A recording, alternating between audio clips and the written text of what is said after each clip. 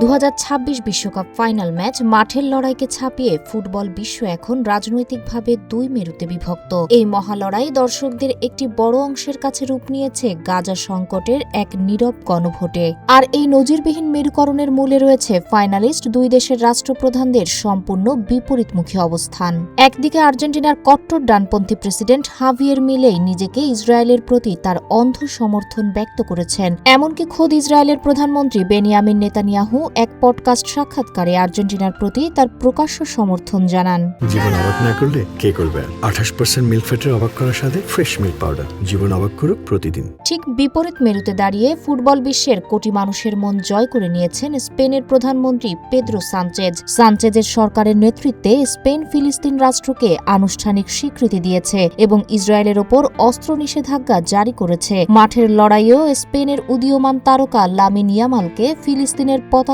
ওড়াতে দেখা গেছে। বিপরীতে আর্জেন্টিনার কিংবদন্তি লিওনেল মেসি ফিলিস্তিন বা ইসরায়েল বিতর্ক নিয়ে খুব একটা মুখ খোলেননি। 19 জুলাইয়ের ফাইনাল ম্যাচটি তাই দুই দেশের দুই রাষ্ট্রপ্রধানের বিপরীতমুখী রাজনৈতিক দর্শনের কারণে আলোচিত এক রাজনৈতিক ম্যাচে পরিণত হয়েছে।